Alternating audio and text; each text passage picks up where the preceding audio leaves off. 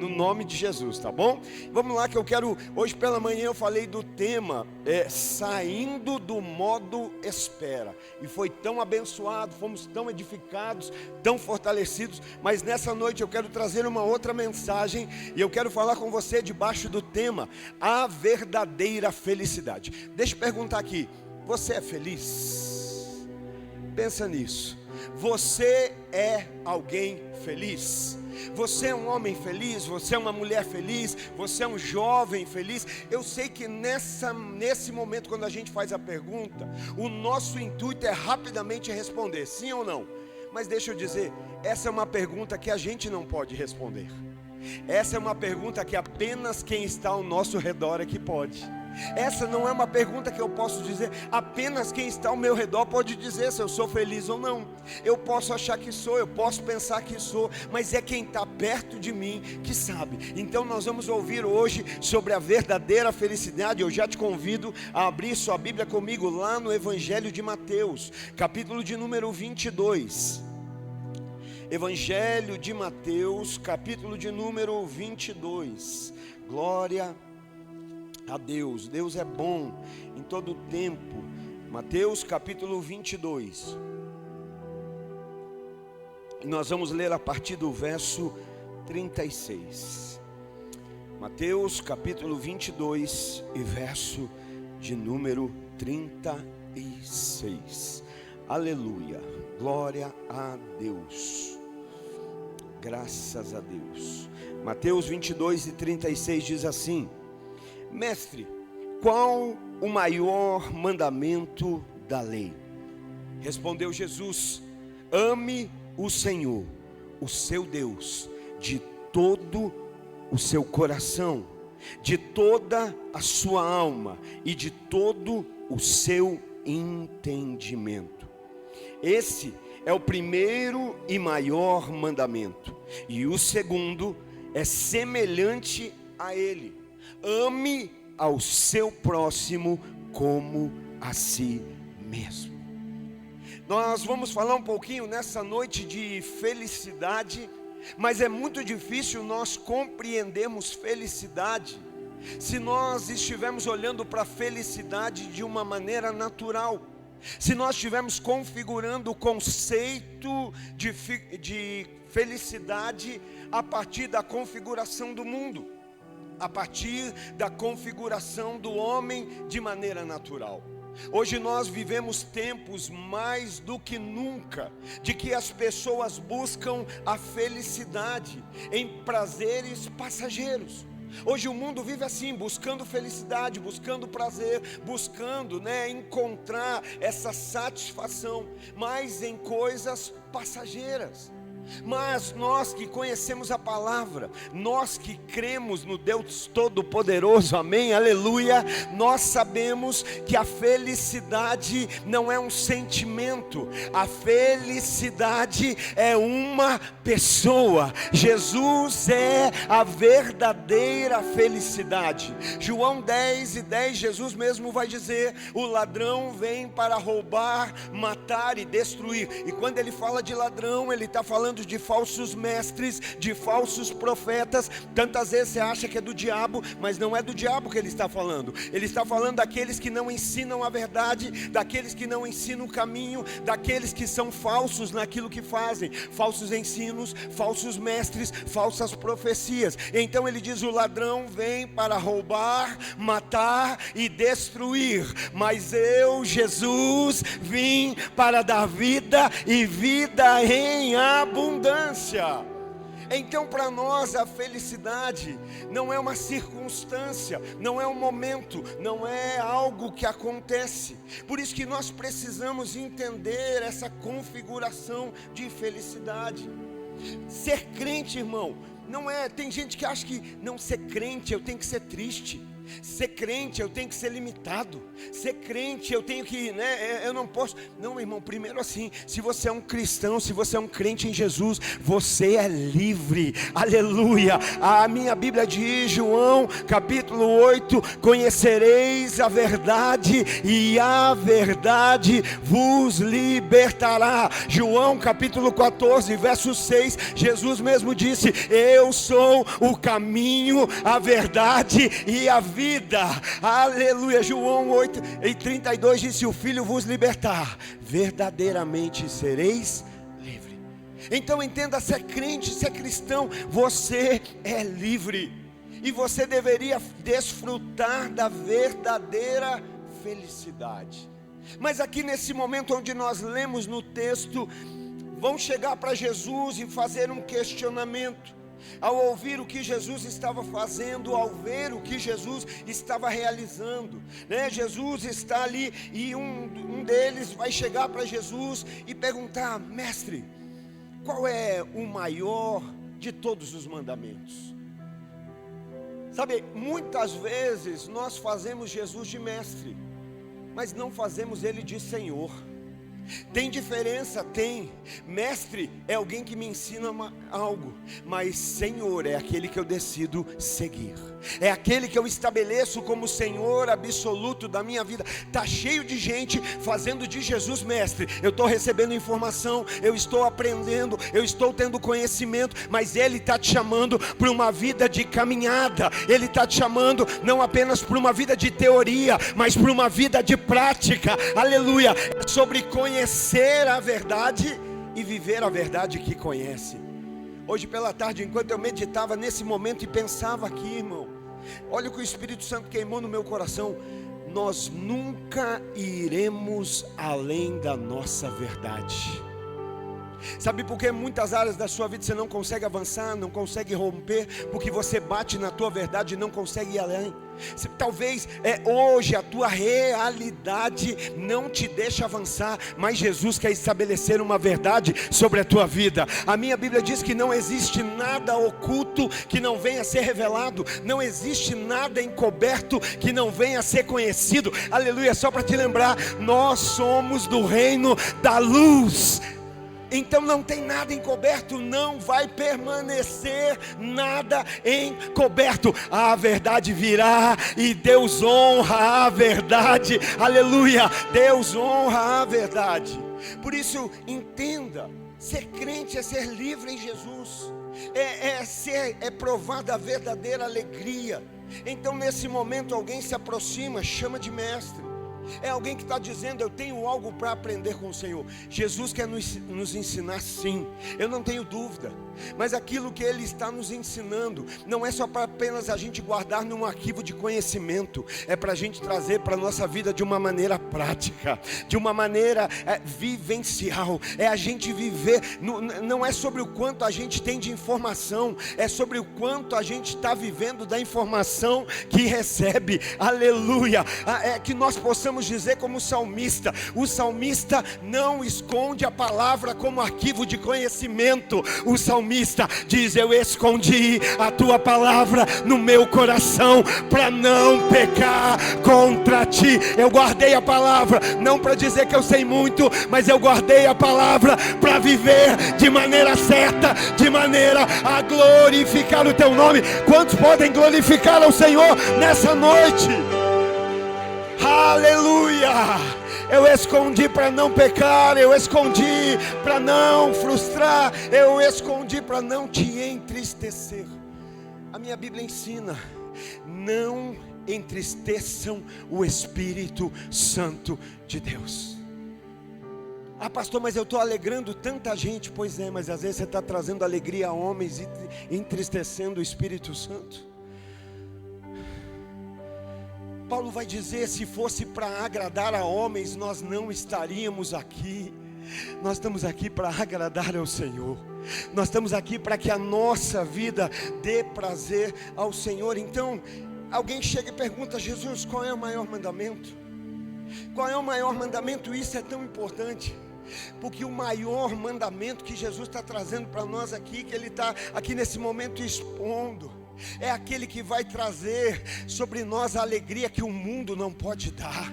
É aquele que vai trazer a alegria que coisas não podem dar. Não sei se você viu, você já percebeu isso? Quando a gente compra algo novo, a gente fica feliz? Sim ou não? Sim. Mas você já percebeu que algo novo fica velho? E às vezes o algo novo ficou velho, mas a conta é nova todo mês.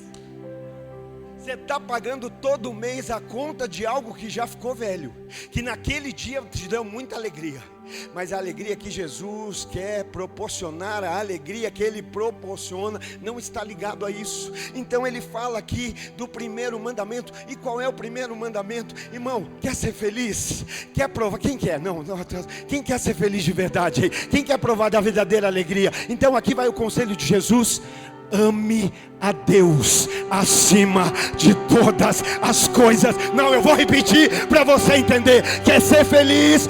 Ame ao Senhor acima de todas as coisas. Ame o ministério, mas acima do ministério, ame a Deus. Ame a igreja do Senhor, mas acima de amar a igreja do Senhor, ame o Senhor da igreja. Ame teu trabalho, mas acima do trabalho, ame a Deus. Ame sua família, mas acima da sua família, ame ao Senhor. Minha esposa sabe que eu amo ela, mas ela também sabe que mais do que amá-la, eu amo a Deus. Quer ser feliz? Ame a Deus acima de todas as coisas. Pastor, mas eu amo minha profissão, mas ame mais a Deus. Pastor, eu amo meu talento, mas ame mais a Deus. Pastor, eu amo o que eu tenho, mas ame mais ao Senhor. Jesus está dizendo: ame ao Senhor teu Deus de todo o teu coração. Que o teu melhor sentimento seja para Deus, que o melhor fluir do teu coração seja para o Senhor. Ame ao Senhor de toda a tua alma. Que os teus desejos sejam para Deus, que os teus sonhos sejam para Deus, que a tua vontade seja para Deus. Ele vai dizer: ama o Senhor de todo o teu entendimento. Eu não sei se você está entendendo o que Deus está falando aqui nessa noite. Chega de viver um evangelho pela metade. Chega de viver um evangelho circunstancial. Chega de viver um evangelho emocional. É tempo de viver inteireza. É tempo de viver intencionalidade. É tempo de viver verdade. Sabe, é ser intencional, é ser por inteiro. Então ele está dizendo: ama o Senhor, teu coração, tua alma e tua mente. Ama o Senhor acima de todas as coisas. Pensa nisso. Quando você começa a se mover, a caminhar, e tudo que você vai fazer por quê? Porque primeiro você ama a Deus. Eu não vim para um culto porque eu tenho que estar. Eu vim para um culto porque eu amo a Deus. Eu não vou orar porque eu tenho que orar. Eu vou orar porque eu amo a Deus. Eu não vou ler porque alguém me disse que eu preciso ter um devocional diário. Eu vou ler a Bíblia porque eu amo a Deus. Eu vou para um grupo de comunhão porque eu quero criar um grupo social. Não, eu vou porque eu amo a Deus. Eu vou ser ousado. Segunda-feira você vai sair para o teu trabalho. E vai sair por quê? Porque você ama a Deus. E lá você vai expressar esse amor. Você vai para a escola porque você ama a Deus. Você vai para a faculdade porque, meu irmão, vai mudar sim ou não? Você diz: eu cheguei nesse lugar não para agradar pessoas, eu cheguei nesse lugar porque eu amo a Deus. Porque se você entra para agradar pessoas, quando pessoas te desagradam, você vai embora. Mas se você entrou porque ama a Deus, Deus não te abandona, Deus não te desampara, Deus não te esquece. Então você permanece, porque eu estou aqui por amor a Deus. Alguém ama a Deus? Alguém pode dar um glória a Ele aí? Alguém pode dizer um aleluia? Nós amamos ao Senhor, nós amamos ao Senhor. Nós não fazemos por costume, nós não fazemos por hábito, nós fazemos porque amamos a Deus. Sabe, muitas vezes a gente vai suportar por amor a Deus. Suportar é manter de pé, dar suporte. Por amor a Deus, a gente vai fazer o que Deus quer e não o que a gente quer. Por amor a Deus, a realidade que a gente vai viver é a realidade bíblica e não o nosso desejo. Então ame a Deus. Por que é tão importante? Porque aqui está a fonte da verdadeira alegria. Crianças e meninos ficam felizes quando ganham brinquedinhos novos. Veja uma criança, ganhou um brinquedo novo, está feliz. Fica sem ganhar, fica bicudo. Fica de mal.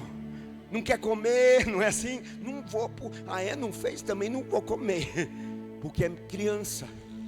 Mas e agora quem ama a Deus? Aconteceu o que eu queria, eu estou feliz porque eu amo a Deus. Não aconteceu o que eu gostaria, eu continuo feliz porque o meu amor por Deus não muda quando a circunstância muda. O meu amor por Deus não muda quando não acontece o que eu não queria. Eu estou fazendo por amor a Ele. E deixa eu te dizer, o amor, não, meu Deus. O amor por Deus te move? Não me responda, só pensa. O amor por Deus move o teu exercício de... Meu bolso está desarrumado. O outro bolso, viu? Você tenta me ajudar e eu erro. Aleluia. O seu amor por Deus move o seu exercício, marido, de esposo. É o seu amor por Deus que move o seu exercício de paternidade. É o seu amor por Deus que move o seu exercício de maternidade. É o seu amor por Deus que move o seu voluntariado. É o seu amor por Deus que move a sua profissão. Por que você está dizendo isso, pastor? Porque é simples. Só tem poder de nos parar aquilo que nos move. Eu só paro quando aquilo que me move acaba. O que move um carro? O combustível. E qual é o combustível do carro? Hoje é flex. Pode ser o etanol, pode ser a gasolina, pode ser o diesel. Mas se tiver combustível, o carro anda. Amém? A minha pergunta é o amor por Deus que move a tua vida? É o amor por Deus que move o teu ministério? É o amor por Deus que move a tua posição de pai, a tua posição de mãe, a tua posição de irmã, a tua posição de ovelha, de filho? Por quê? Porque se é o amor de Deus não acaba, não cessa, não termina. E se é Ele que te move, você não para. Se é Ele que te move, você não retrocede. Se é Ele que te move, você avança em todo o tempo. Talvez a gente diz que é o amor de Deus, mas muitas vezes é o reconhecimento humano. A gente diz, eu estou me movendo pelo amor de Deus, mas se eu não ganhar eu não vou. Se não tiver elogio eu não faço. Está entendendo? Muitas vezes a gente diz, e hoje nós vamos sair daqui para viver de verdade pelo amor de Deus. Essa é a fonte da verdadeira alegria. Por que é que nós precisamos entender isso, irmão? Eu estava conversando com minha esposa à tarde, nós estávamos falando de assuntos tão profundos, nós dois. Nós estávamos falando de botox. E ela falou, mas vai chegar um dia que vai dar ruim no botox, né? Vai dar, irmão, vai dar, acredite. Por isso que eu falei, eu prefiro envelhecer naturalmente. Aí cheguei aqui e já levei uma lapada, né? Fui cumprimentar um irmão cheio de fé, de esperança. E o irmão falou, beleza. Eu falei, beleza eu não tenho, mas tenho fé de sobra. E ele falou, mas que bom que o senhor já está andando na verdade. Não precisava ser tão cruel assim, né? Já foi ali preciso, cirúrgico. Mas eu continuo na fé. É nesse momento que eu escuto o papai dizendo, Luiz, a minha graça te basta, porque o meu poder se aperfeiçoa na tua fraqueza. É quando a gente está fraco que a gente está forte, porque é Ele quem nos fortalece. Você está entendendo? Mas não é o caso, daqui a pouco vai enrugar pior, porque vai esticando, gastou um monte de dinheiro. Então pensa, hoje essa fonte ela é inesgotável. Se você faz do dinheiro a tua fonte, quando o dinheiro acaba você não tem alegria. Se você faz da juventude a tua fonte de alegria, a juventude passa, a alegria também. Se você faz da tua profissão a alegria, quando a profissão acaba, você também, a alegria acaba. Mas se você fizer da fonte aquilo que é inesgotável, pode acabar o dinheiro, pode acabar a juventude, pode acabar a profissão, pode acabar todas as coisas, mas o amor dele não falhará, não faltará. Não tem ministério, mas tem amor de Deus. Não tem serviço, mas tem amor de Deus. Não tem a profissão, mas tem, irmão, e nesse amor você vai encontrar tudo que Deus tem. Tudo que Ele tem para a sua vida, o propósito dEle se cumprindo na sua vida. Então, pensa comigo, irmão, alguém que se aproxima do fogo, o que acontece com quem se aproxima do fogo? Se aquece. Deixa eu dizer algo, ninguém nunca permanecerá frio perto do fogo. Ninguém nunca continuará frio se aproximar do fogo, porque o fogo é a fonte do calor, aleluia. E da mesma forma que o fogo é a fonte do calor, Deus é a fonte do amor, aleluia. Ninguém vai continuar. Está entendendo essa fonte maravilhosa que é Deus? 1 João capítulo 4 diz assim, olha, quem não ama, não conhece a Deus. Você já tinha lido esse versículo? Para meditar. Mas eu digo paz do Senhor. Eu até falo em línguas. O que adianta falar em línguas e não amar?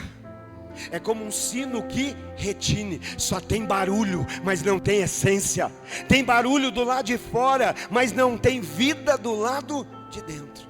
A Bíblia está dizendo, quem ama, quem não ama, não conhece a Deus.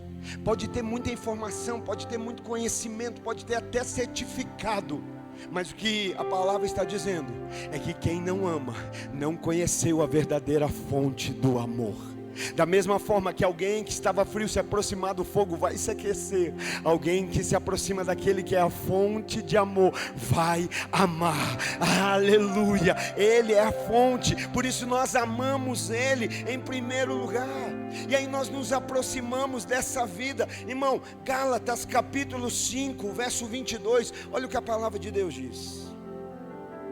Talvez hoje você está aqui nessa noite olhando para mim dizendo, pastor, eu tenho tanto questionamento na minha vida. Por que é que eu não consigo ter paz? Por que é que eu não consigo amar em todo o tempo? Por que é que, irmão, deixa eu dizer, amar em um momento até quem é ruim ama. Amar alguma coisa até que, tem gente que ama carro, mas não ama vidas. Tem gente que ama a televisão, mas não ama as pessoas ao seu redor. Tem gente que não, no nosso caso, o povo aqui é tudo bênção, mas às vezes a gente pode amar um chamado, um ministério e não amar pessoas. Sabe, entenda como isso é forte. E aí você talvez está dizendo, por que eu não consigo ter uma vida constante de amor? Porque Deus não está nos chamando para amar de vez em quando. A Bíblia nos chama para amar até quem nos odeia. A Bíblia nos chama a orar por quem fala mal da gente.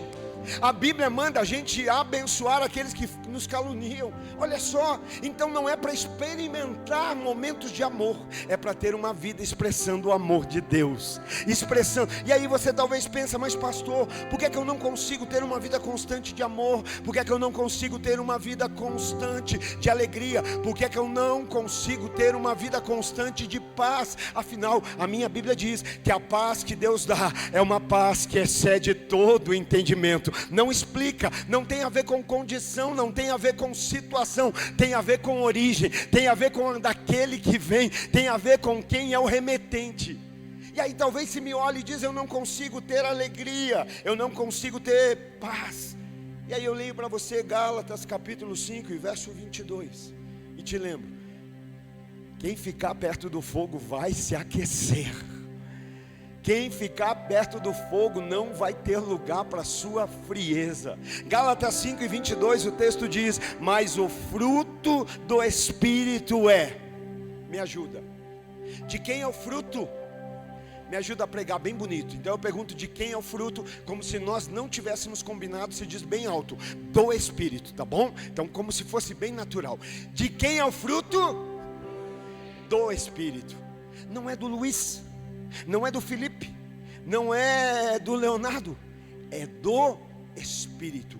Se o fruto é do Espírito, quem produz é o Espírito. Não somos nós quem produzimos, mas nós somos quem permite essa produção. Nós somos aquele que acolhe esse Espírito, que recebe esse Espírito que agora vai produzir na nossa vida. Lembra que eu disse que nós escolhemos a quem agradar? É bem isso. Vem uma situação que você vai escolher o que fazer.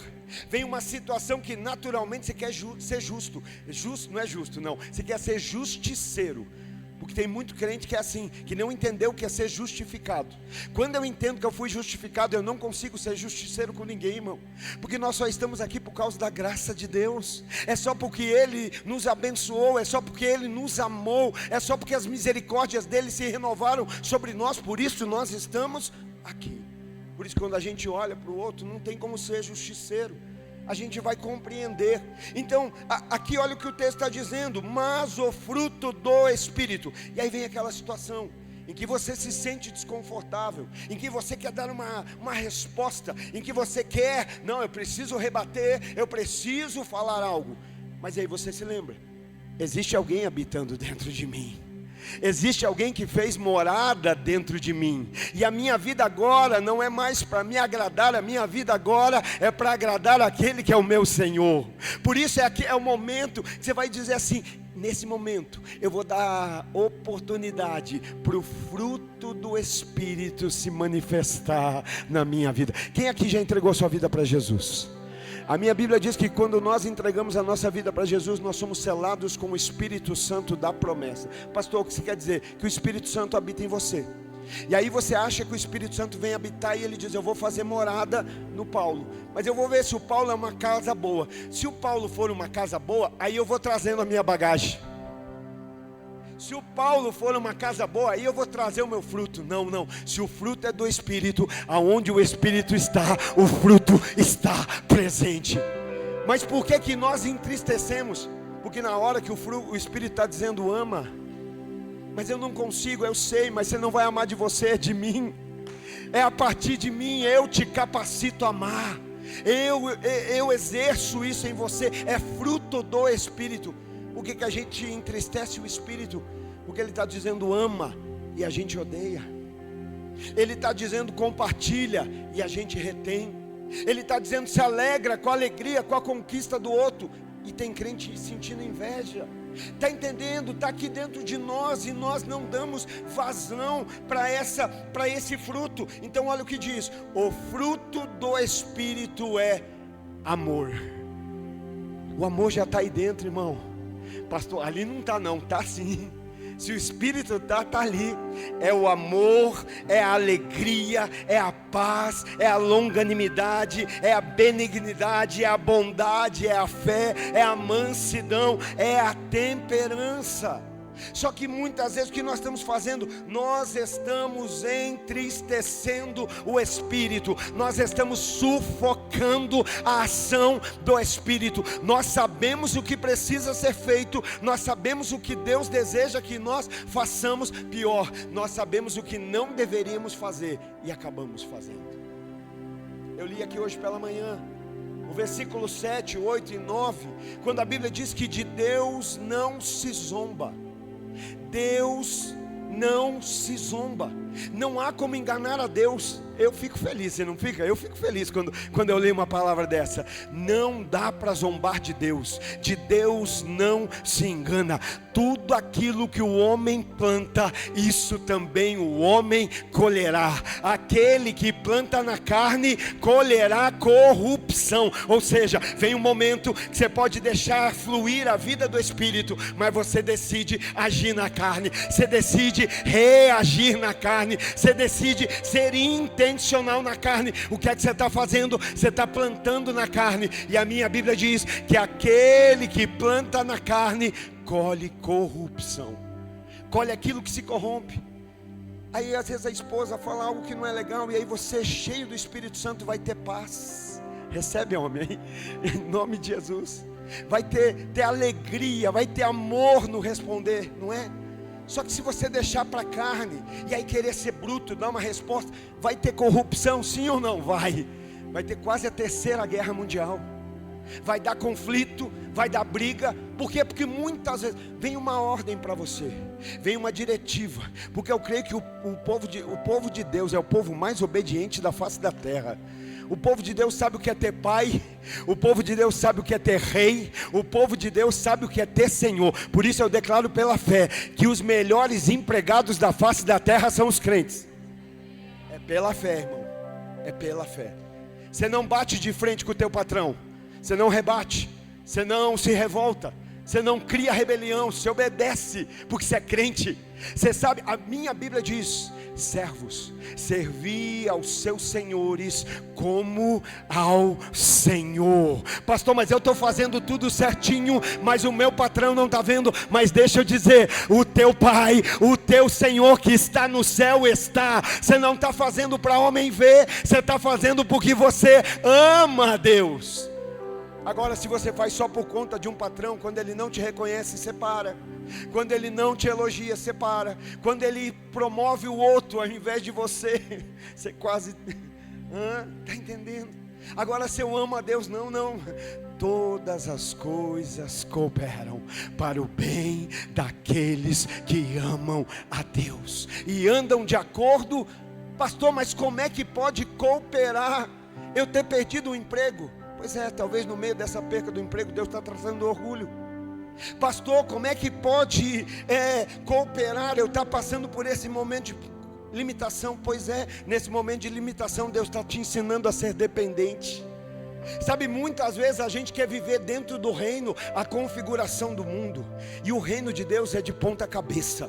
No reino de Deus, o último é primeiro. No reino de Deus, aquele que chora é que é feliz. No reino de Deus, aquele que perde é que ganha. Aleluia! Está entendendo?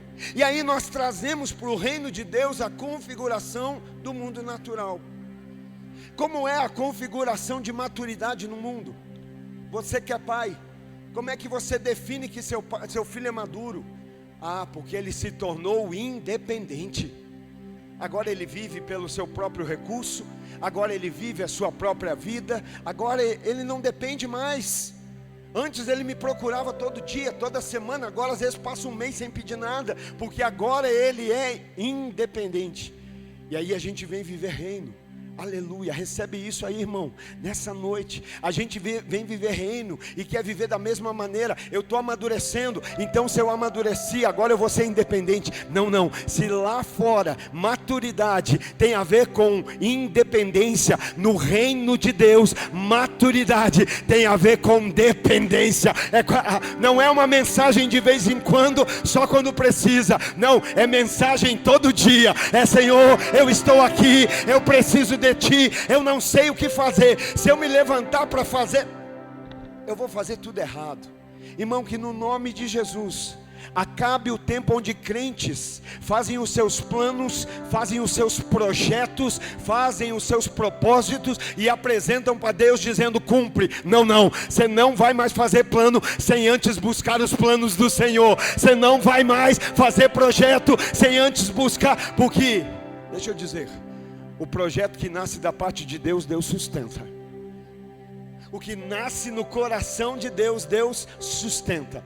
Mas hoje nós somos a geração que aprendemos a chegar pelo menos uma vez, aqui não, né, irmão, mas você já viu em algum lugar, a chegar pelo menos uma vez por ano com uma listinha para Deus. Deus, está aqui os meus sonhos, realize os meus sonhos. Mas você é crente maduro e você conhece a palavra, Jeremias 29:11, assim diz o Senhor: eu, o Senhor, é que sei os planos que tenho a respeito de vós, planos de dar esperança e um futuro. E então vocês virão a mim, me buscarão e me encontrarão quando me buscarem de todo o vosso coração.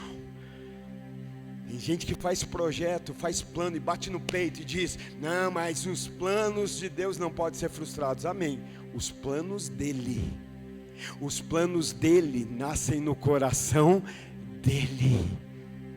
Está cheio de gente dizendo: Deus, chancela o meu projeto, chancela o meu propósito, chancela a minha vontade. E Deus está dizendo: vive a minha palavra, vive a minha palavra, vive a minha palavra. Para de criar coisa e vive o que já foi criado.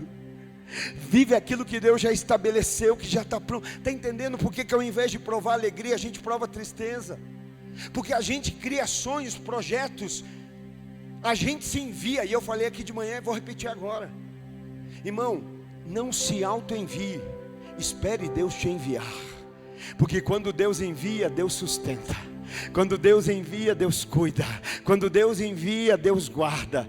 Mas quando não é Deus que envia, está lá o menino quase morrendo, a mãe chorando. E agora, o que vai ser desse menino aí? Não tem como alimentar ele. Como é que vai fazer? Mas o anjo vai chegar para ela e vai dizer: o que você está fazendo aqui? Aqui não é o teu lugar. Não, mas eu fugi porque a minha senhora estava me oprimindo. A minha senhora estava, me afrontando. E o anjo vai dizer: volta, não se auto-envia. Talvez o menino nasceu, não era esse o filho, não era o filho que o Isaac era o filho da promessa, mas ele foi gerado, e agora vocês vão ter que cuidar.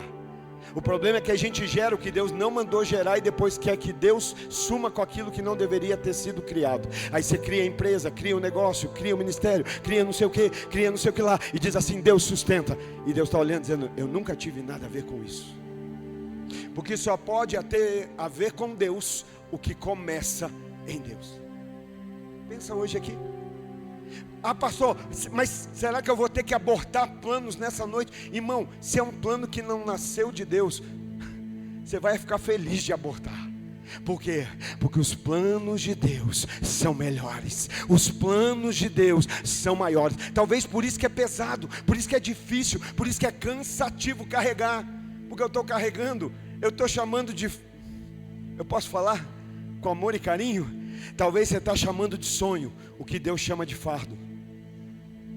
Talvez você está chamando de sonho o que Deus chama de peso. Por isso ele vem dizer: vós que estáis cansados e sobrecarregados, vinde a mim e eu vos aliviarei. Tomai sobre vós o meu fardo e o meu jugo, que é leve e suave, e aprendei de mim, que sou manso de coração. Você está entendendo?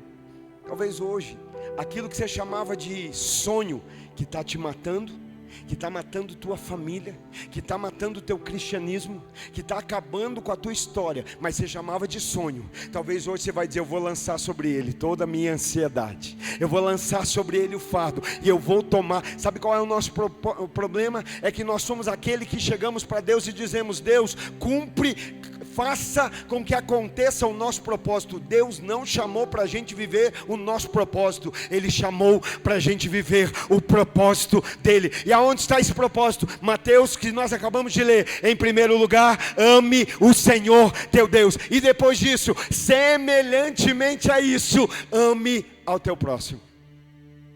Está entendendo qual é o propósito de Deus para a tua vida? Primeiro, ame Ele de todo o teu coração, de toda a tua alma. Irmão, quanta palavra vai deixar de sair da nossa boca se a gente amar Deus de verdade? Quantos pensamentos vão deixar de permear a nossa mente se a nossa mente for ocupada pelo amor a Deus? Então aqui a gente começa a ver o que? O transbordo. Agora ele está dizendo: entendeu? Ama a Deus em primeiro lugar. E agora, o que eu faço? Ama o teu próximo. Começa a amar o teu próximo. Pensa nisso. É fácil para você amar as pessoas? É fácil para você amar as pessoas difíceis?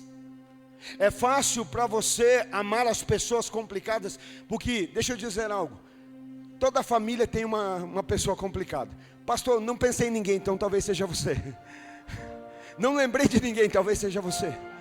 Toda igreja tem, todo trabalho tem, toda família tem, mas nós não estamos aqui para parar na complicação, nós estamos aqui para caminhar no amor. Não é sobre rejeitar o complicado, é amá-lo. Mas é difícil, naturalmente é.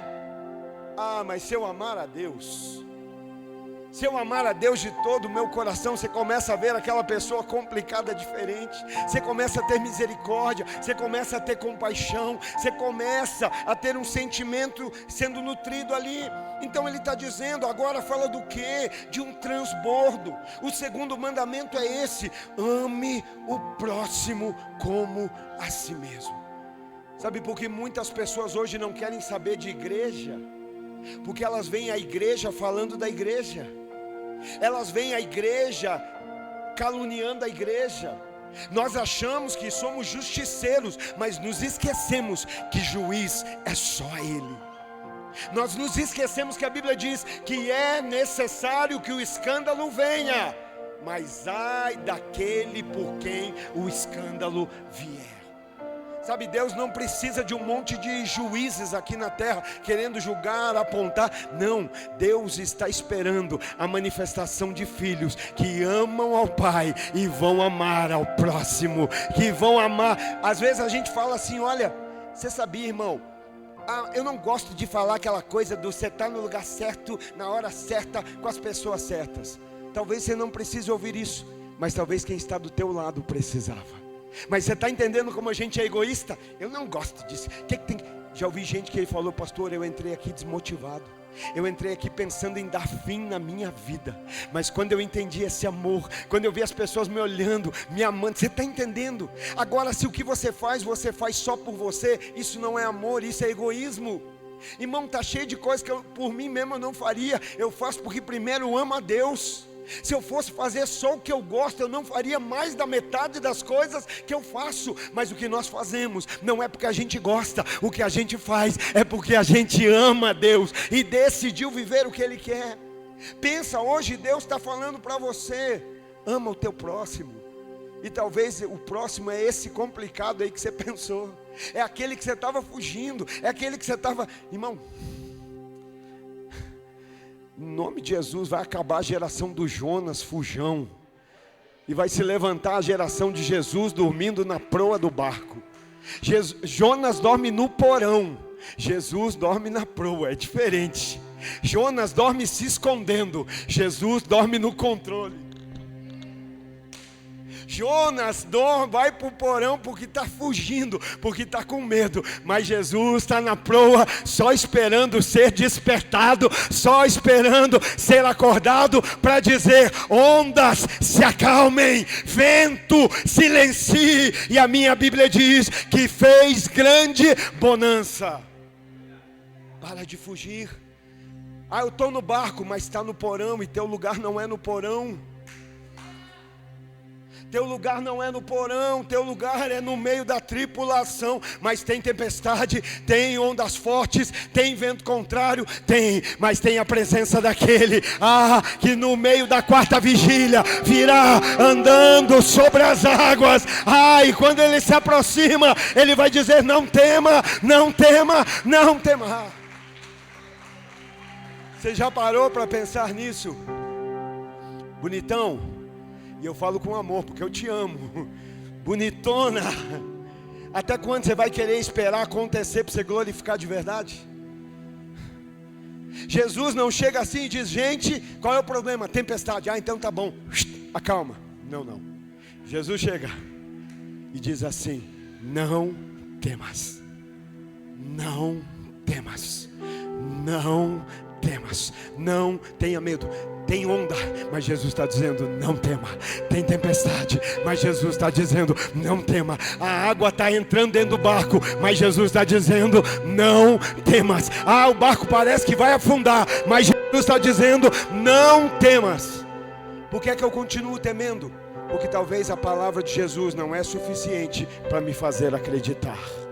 Porque talvez só a palavra de Jesus não é suficiente para acreditar. Não, minha vida não vai afundar, meu casamento não vai afundar, minha família não vai afundar, o ministério não vai afundar. Tem onda, tem vento, tem água batendo, mas eu tenho uma palavra, aleluia, não temas. Sabe qual é o nosso problema? É que a gente quer viver o próximo nível, mas ainda não passou no nível que Deus estabeleceu. Hoje não veio o Mário Bros, mas semana passada o Mário Bros estava aqui. Lembra do Mário Bros? Os mais novos também conhecem, né? O Mário Bros, olha lá, o Mário Bros se manifestou. O Mário Bros tinha que passar fases, não era assim? A vida é feita de fases, não, a vida é feita de processos. Não tem como pular processo. Quem pula processo não chega na fase final. Não, mas eu tenho a senha para pular essa parte. Quem pula essa parte agora vai ter que ir lá na frente voltar. Tem gente que é assim, não, eu estou pulando fase, Deus queria me tratar aqui, mas não vou deixar não, eu já tenho que estar lá, vou lá. Não, tudo bem, vai. Mas quando cair, o processo é mais trabalhoso. Por isso o melhor é passar as fases que Deus tem, aprender aquilo que Deus tem para nós. Então ele está dizendo, ame o próximo. Sabe o que é amar o próximo? Salmo 122, verso 1. Tem gente que você fala assim, vamos lá na igreja. Aí ele pensa, mas lá não vai estar o fulano, vai estar o...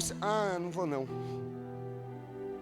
Vai estar, não. Aquele que bate palma desafinado, aquele que canta fora do tom, aquele outro lá, não vou. Mas quando a gente entende o que é amar a Deus e amar o próximo, Salmo 122, verso 1, alegrei-me quando me disseram, vamos à casa do Senhor. A gente não vem por costume, a gente não vem por hábito, a gente não vem porque é uma programação, a gente vem porque a gente ama a Deus, e a partir do amor a Deus, a gente transborda no amor ao próximo. Não, mas falou mal de mim, abraça, ama. Quem Ele é, não pode mudar quem você é em Deus. Judas trai, mas Jesus não diz, Judas, amigo, me traíste com um beijo. Irmão, às vezes eu sei que gente fala da gente, sabe o que eu faço? Eu vou lá e dou um abraço mais gostoso ainda. Não é vontade de esganar, não. É vontade de manifestar um amor que constrange. É um amor Esses dias o irmão compartilhava no GC, né? Lá nos Estados Unidos ia ter uma execução. Um homem foi condenado por conta de... Ele era um serial killer, né? Havia matado muitas pessoas. E lá no dia da execução se reuniu os familiares de muitos daqueles que foram suas vítimas. E foi dado a eles o direito de dizer ali algumas últimas palavras para esse homem.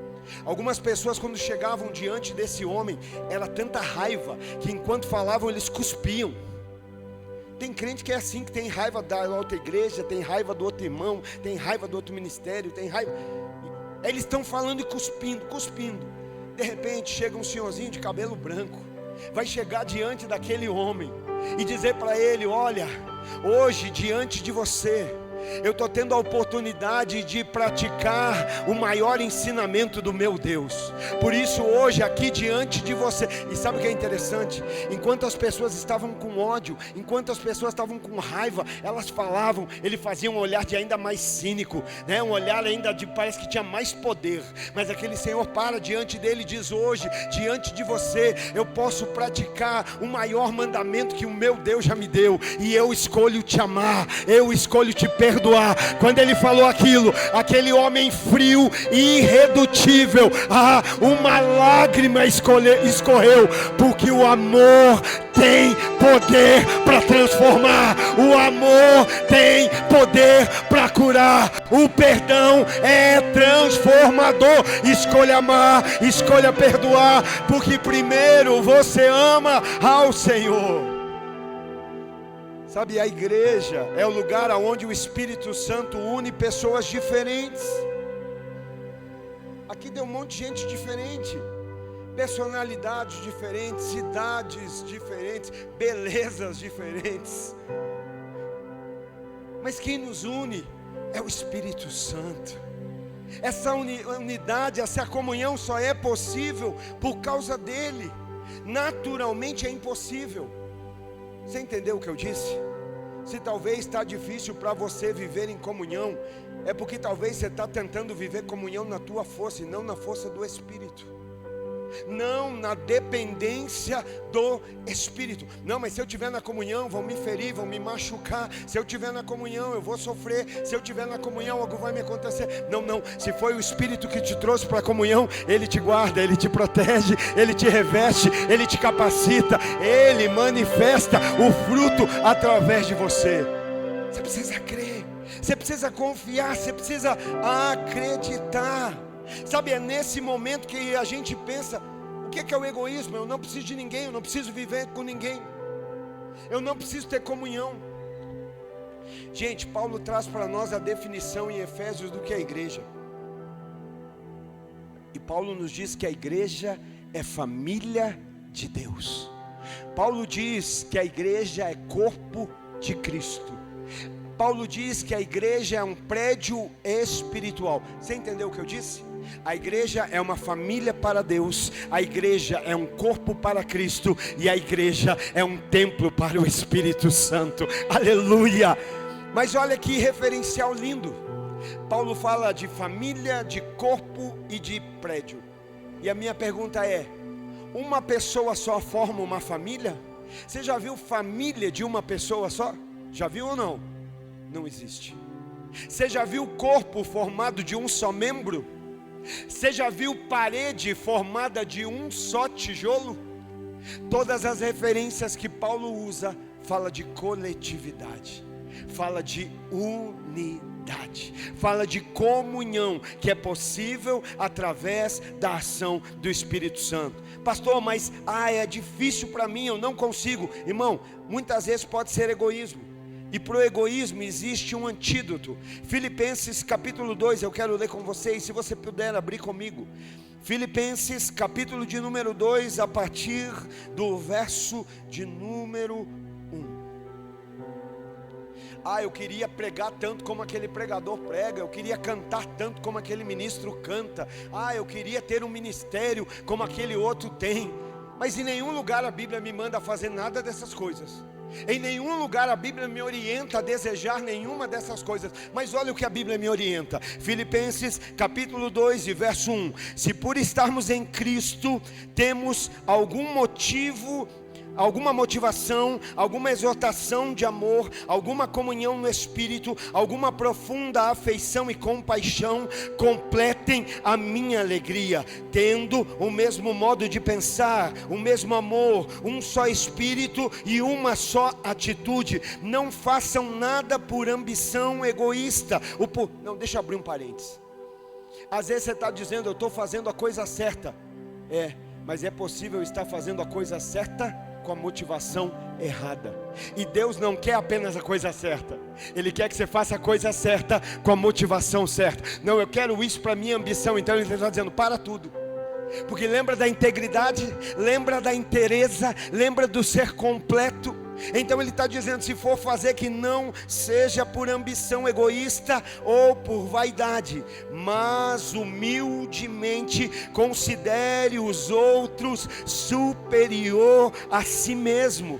Cada um cuide não somente dos seus interesses, mas também dos interesses dos outros. Aleluia. Pastor, e o que você falou do pregador, o que você falou do ministro, o que você falou do ministério? Verso 5: seja a atitude de vocês a mesma atitude de Cristo Jesus, que embora sendo Deus, não teve por usurpação, não se apegou ao ser a Deus, Antes Ele se esvaziou a si mesmo, vindo a ser servo, tornando semelhante aos homens. O que é que Jesus faz? Não, você não entendeu. Deus se esvazia e se torna homem. O homem se enche e quer ser Deus.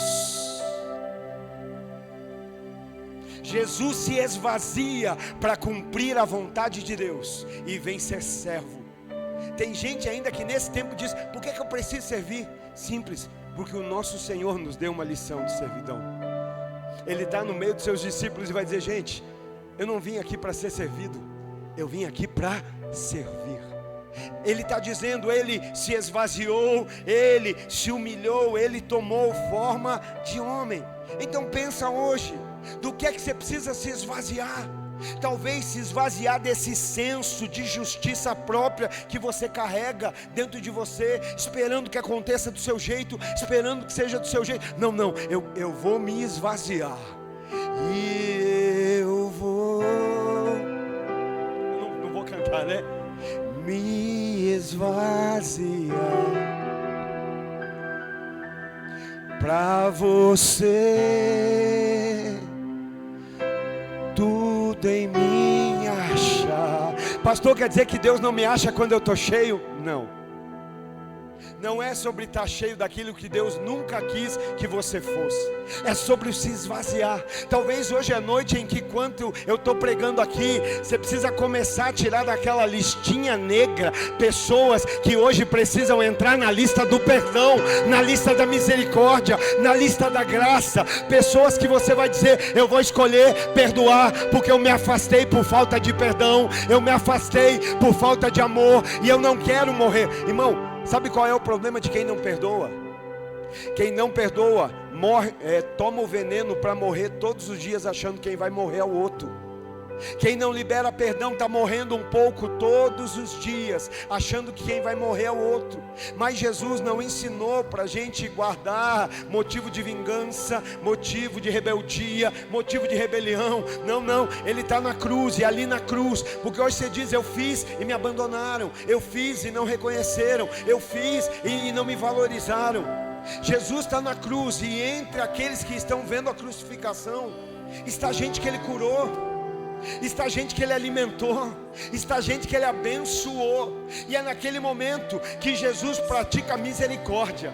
Vazio, se esvaziou, manifestando Deus: Pai, perdoa-lhes, perdoa-as. Vazio de humanidade, porque a humanidade quer justiça, a humanidade, o nosso carnal quer vingança, o nosso carnal quer fazer o outro sofrer. Está entendendo, irmão? Aí eu não respondo para que ele sofra, eu não vou para que ele sofra, eu não falo, vou ficar 3 dias sem falar, que é para que ela sofra. Jesus não fez nada para que a gente sofresse, Ele sofreu no nosso lugar, se esvaziou para sofrer por nós. E por último, irmão, saia do lugar da estagnação. Saia do lugar da... Ah, pastor, mas eu não regredi. Meu irmão, hoje você não precisa regredir, você não precisa voltar atrás para regredir. Hoje é só parar. Quando você para, você regrediu, porque todo mundo está avançando. Hoje as coisas acontecem de uma maneira tão acelerada que, se você simplesmente parou, você já ficou para trás. Por isso hoje é uma palavra de Deus para a gente vencer a estagnação. Deixa eu te dar um conselho. Para você voltar a andar e caminhar, primeiro, pare de se comparar com os outros. O nosso nível de santidade, de caminhada, de aprovação não é estabelecido aqui, ó. Olha para mim, só um pouquinho, me dá a tua atenção. O nosso nível para a nossa caminhada não é estabelecido aqui, ó. Porque eu olho para o irmão do lado e digo: eu estou bem, hein? Eu oro mais que ele, jejuo mais que ele, eu sei mais que ele, eu faço mais. Não, o nosso nível não é aqui. O nosso nível, olha lá meu irmão Felipe, o nível, olha o nível aí, ó. Ei, glória, aleluia. O nível é aqui, ó. É quando eu olho para Jesus. Não é sobre olhar para o próximo, é olhar para Jesus. Ele é o nosso modelo, Ele é o nosso exemplo. Se você olhar para cá, vai ter falha. Se você olhar para cá, vai ter falha. Se você olhar para ali, vai ter falha. Mas se você olhar para Ele, Ele é perfeito, Ele é perfeito, Ele é aquele que se esvaziou, Ele é aquele que se humilhou, Ele é aquele que tomou forma de servo, mas Ele é aquele que a minha Bíblia diz que um dia todo joelho se